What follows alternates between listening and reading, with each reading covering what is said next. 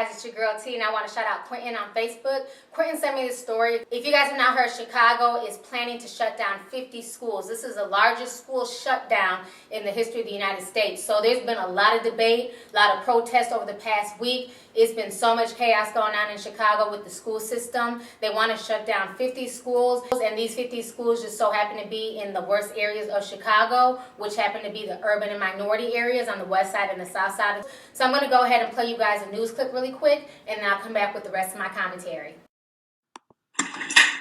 So you finished all your homework? On Chicago's south side, Marlene Edwards hurries through the morning routine with 10-year-old Ramari. It's time for y'all to go to school. It's a routine that will soon change. Why are they closing our school?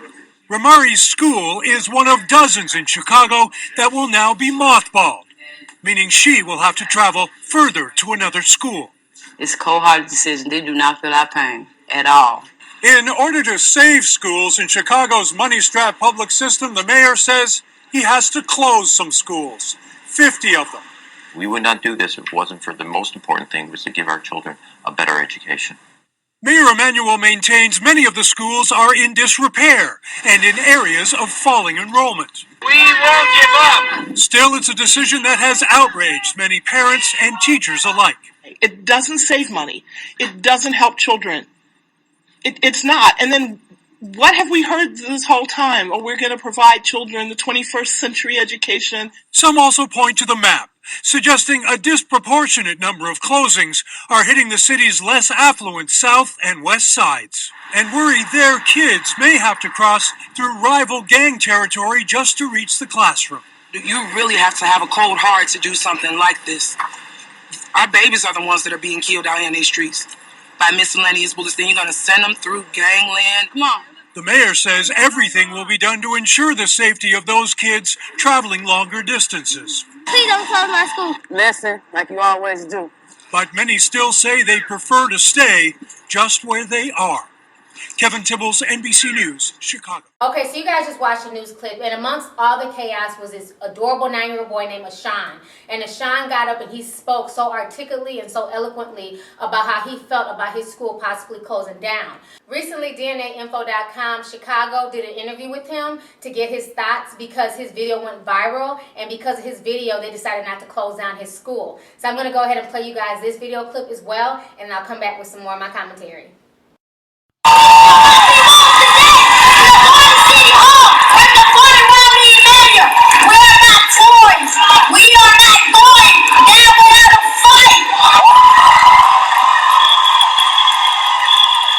Then I went to the Congress forum. I met the congressman, the Illinois congressman. That was the first time I met Karen Lewis, the CTU of the school. That was when I said my first speech. My name is Sean Johnson. I'm from Marcus Garvey School, located on 103rd and Morgan. I am 9 years old and I am class president for my class in room 205 at Marcus Garvey School. I think if I can be a good class president, I might can be a good president of the United States. Education is the right. That is what we have to fight. Never I can get that angry over like the school closing. And it just came straight from the heart. I didn't really have no notes down or nothing. I just got it through my mind and then I said it. He's not caring about our schools. He's not caring about our safety. If Garvey wasn't staying open, they would try to kill us, and you were creating danger instead of safety. I just don't want to stay with just me and my mom helping out. I think it was the parents that came out and fellow students that came out to help save Marcus Garvey.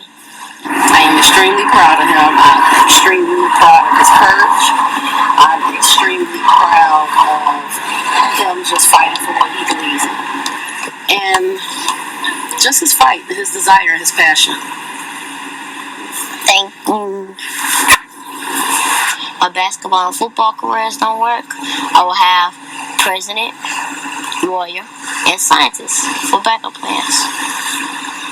Maybe near Chicago.